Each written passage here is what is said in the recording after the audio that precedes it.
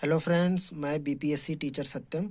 तो यह वीडियो जो है 2024 के फर्स्ट वीक के करंट अफेयर्स को कवर करेगी। तो इसमें हमारा पहला क्वेश्चन है, भारतीय वायुसेना विधेयक यानी कि बीबीवी 2024 किस कानून की जगह लेगा? तो यह जो है विमान अधिनियम 1934 की जगह लेगा।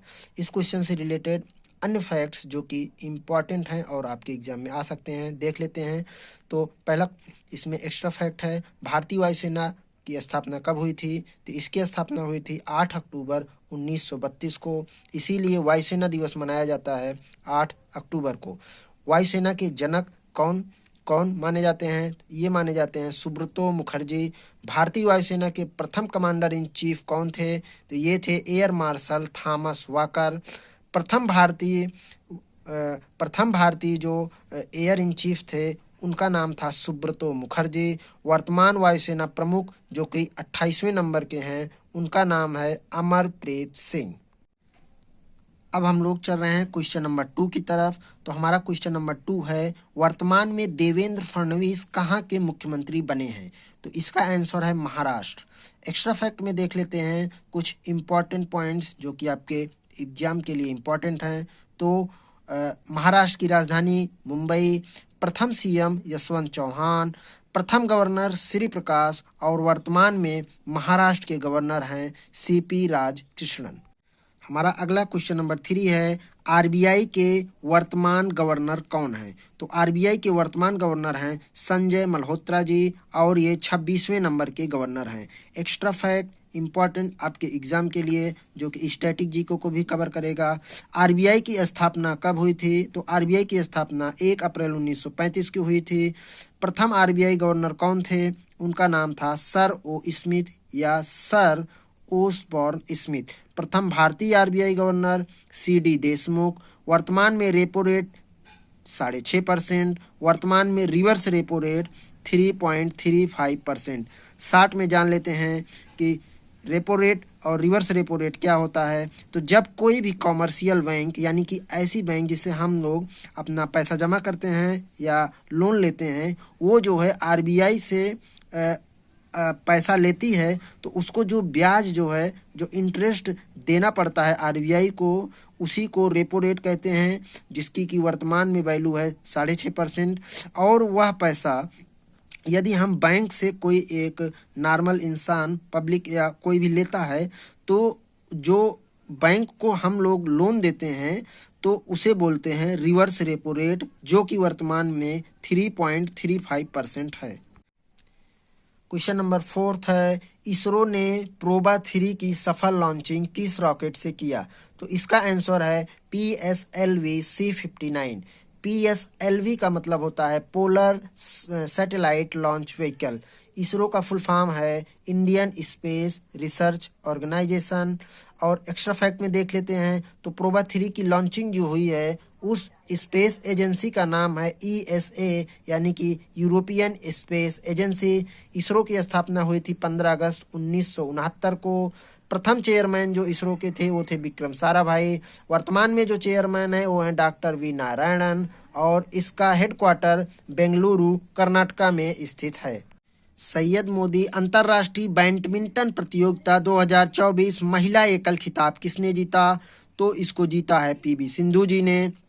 इसका आयोजन हुआ था उत्तर प्रदेश की राजधानी लखनऊ के स्टेडियम बाबू बनारसी दास में और इसके उप विजेता हैं ऊ लुओ यू, जो कि चीन से इनका संबंध है। इसमें अब हम लोग जान लेते हैं कुछ एक्स्ट्रा फैक्ट।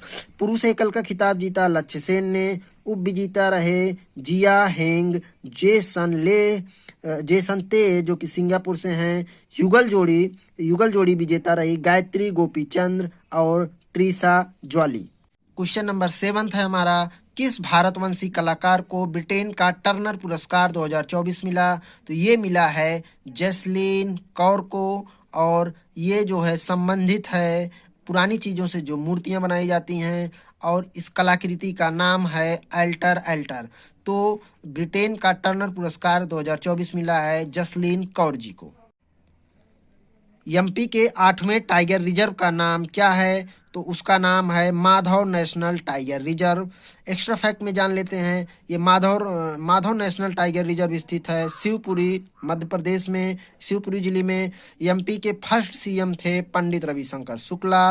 वर्तमान में जो सीएम है उनका नाम है मोहन यादव। वर्तमान में जो गवर्नर हैं उनका नाम है मंगू भाई सी पटेल।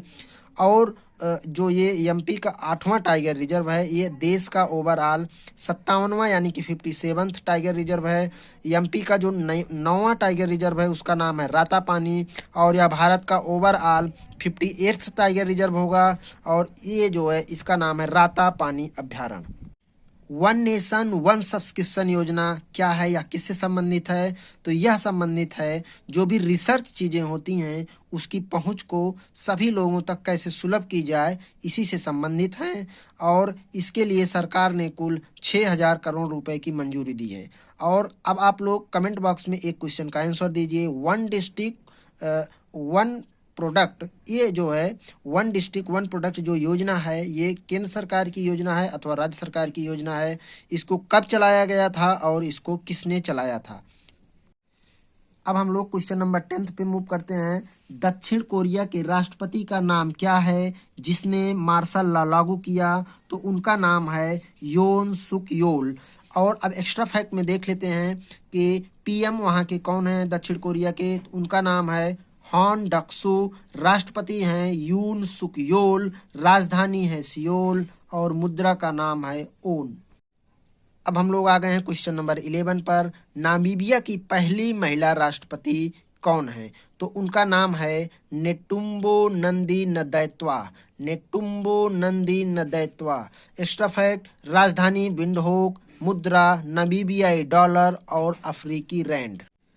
क्वेश्चन नंबर 12, कहाँ जो है किस देश ने 16 वर्ष से कम बच्चों को सोशल मीडिया का यूज करने से रोक दिया है? तो ये किया है ऑस्ट्रेलिया ने। और यह भी बोला गया है कि यदि यह किसी दूसरे का अकाउंट यूज करते हैं सोशल मीडिया से संबंधित तो उसको सजा मिलेगी। अब हम लोग क्वेश्चन नंबर 13 पर मूव कर चुके हैं। WTO का महानिदेशक किसे चुना गया है? तो यह चुना गया है नागोजी ओकोंजो को। वर्ल्ड बैंक के अध्यक्ष कौन हैं? अजय बंगा जी हैं। IMF के अध्यक्ष कौन हैं? Kristalina Georgieva. एक्स्ट्रा फैक्ट देखते हैं WTO, वर्ल्ड बैंक और IMF के बारे में। तो WTO की स्थापना हुई थी 1995 को। इसका हेडक्वार्टर है स्विट्जरलैंड के जिनेवा में। वर्ल्ड बैंक की स्थापना हुई थी 1944 को। इसका हेडक्वार्टर है वाशिंगटन DC US। IMF की स्थापना हुई थी 1945 को, और इसका भी हेडक्वार्टर वाशिंगटन DC यानी कि US में स्थित है। अब हम लोग क्वेश्चन नंबर 14 और 15 की तरफ चल रहे हैं। अब वर्ड ऑफ द ईयर से संबंधित कुछ क्वेश्चन देखते हैं।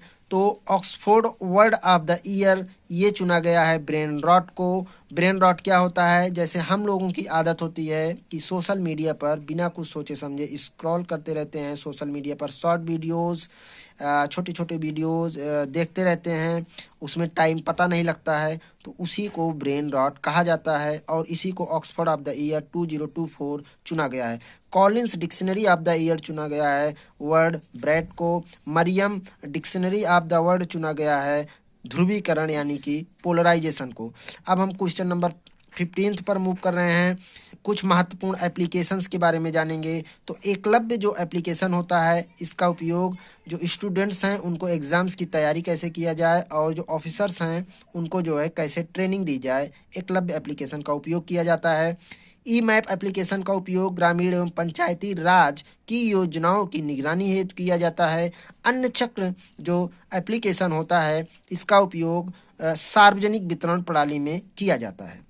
अब हम लोग आ गए हैं क्वेश्चन नंबर 16। इसमें देखते हैं कि कुछ प्रमुख नियुक्तियों के बारे में। तो 51st CJI संजीव खन्ना जी को नियुक्त किया गया है। CJI का मतलब होता है चीफ जस्टिस ऑफ इंडिया यानी कि मुख्य न्यायाधीश भारत के, उनको नियुक्त किया गया है संजीव खन्ना जी को। संजय मल्होत्रा जी को बनाया गया है RBI का गवर्नर, और ये 26वें नंबर के गवर्नर हैं। के संजय मूर्ति जी को बनाया गया है CAG यानी कि कंट्रोलर एंड ऑडिटर जनरल, ये बनाया गया है संजय मूर्ति जी को।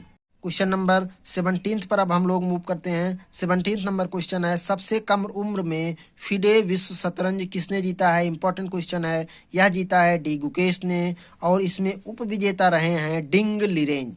क्वेश्चन नंबर 18 देखते हैं। 129वें संविधान संशोधन का जो संबंध है, 129वें संविधान संशोधन अधिनियम का संबंध है वो किससे है, किस सब्जेक्ट से है? तो यह संबंध है वन नेशन वन इलेक्शन यानी कि एक राष्ट्र एक चुनाव विधेयक से यह संबंधित है। और 100वां जो संविधान संशोधन है वह संबंधित है भारत बांग्लादेश भूसीमा समझौता से। 101वां संविधान संशोधन संबंधित है जीएसटी यानी कि वस्तु एवं सेवा कर से।